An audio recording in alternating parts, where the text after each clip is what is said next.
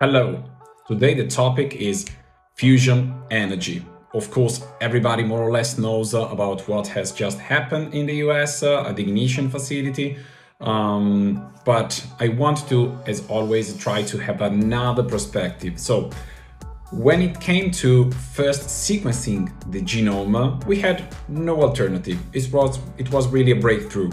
It was something that we didn't have, and all of a sudden we had it. Okay. When we had to build the first computer during World War II, there was no analog. So we had something at a certain point that was not available before. Okay, now when it comes to fusion energy, it's something that already exists and it's called the sun. So if we look at the predictions and the numbers shared by the International Atomic Energy Agency, when it comes to collecting, capturing energy, grid level solar energy, the cost today now is more or less 3 cents per kilowatt hour. And in the next 10 years, this number is predicted to be cut in half. So 1.5 cents per kilowatt hour. So it's virtually close to zero. So the thing is, when it comes to the fusion energy, it's something that we already have and we might have in the future, just in another form. So the problem is that we might be distracted by the technicalities. And just to give you some technicalities, more or less, when it comes to this kind of experiment, the very last carried out in the US, it was about 192 lasers, the size of 3 football fields, that consumed 322 megajoules of energy, which ultimately delivered 2 megajoules to a target, and this target, this very precise point, delivered back 3 megajoules.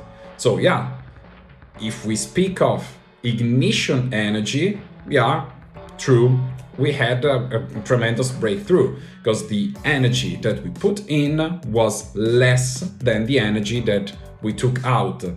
But we have to account all the energy that we have to use to compensate the inefficiency of the lasers. So 322 megajoules just to get, in the end, 3 out of the experiment. So the problem is, can we improve the efficiency of the lasers in the next 20 to 30 years? Probably yes. I'm not an expert, but we as humans have always demonstrated that we can jump very fastly, sometimes with exponential pace. But the problem is that we might be distracted, investing a lot of money in perfecting just another way of doing something that is already available, because fusion, the sun, is already available to us. So we might, let's say, my opinion is go on, because it's scientific research, based research, and it's something that is really important. But in the meantime, we should do something else and not just rely on something that is gonna come maybe in the next 20 to 30 years. Today, we have the opportunity, for example, to start actually building up an infrastructure for green hydrogen. I'm gonna create a video on hydrogen, but the cool thing is that everybody knows that if you have a car, for example, in which you just put your hydrogen, what you get out of it, it's water. So really the point, and also when it comes to storing it, so it's storing energy, because this is one of the problems that we have with renewable energies, is storing, right? So it's very, very possible today to store safely hydrogen. And so this is the cool thing. You can store energy in the form of hydrogen. When you use it, this emits just water. The only problem is that we have to create the hydrogen. extracting it from the air. And if you and here the key point is really the energy that you are using to extract hydrogen. If this energy is dirty, of course the equation doesn't really work, you know.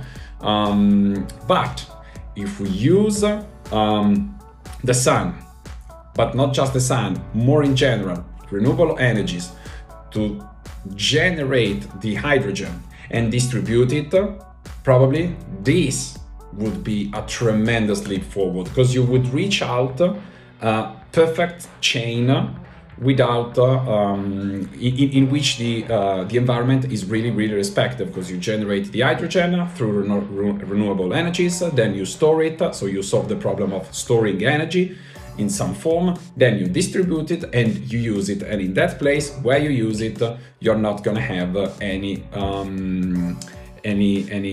pollution produced, like it's the case, for example, of the electric cars, because nobody really talks about how we do generate this energy.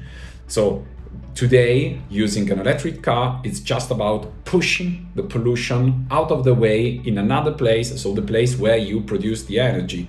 But it's, you know, it's the game of the Chinese boxes, so you're not really changing the facts so much. You're just hiding the dirt under the carpet. So to summarize everything, great breakthrough, excellent, really the base research, it's something that we have to go on, but don't be distracted by something that might be available in the next decades, because we already have some really concrete solutions today.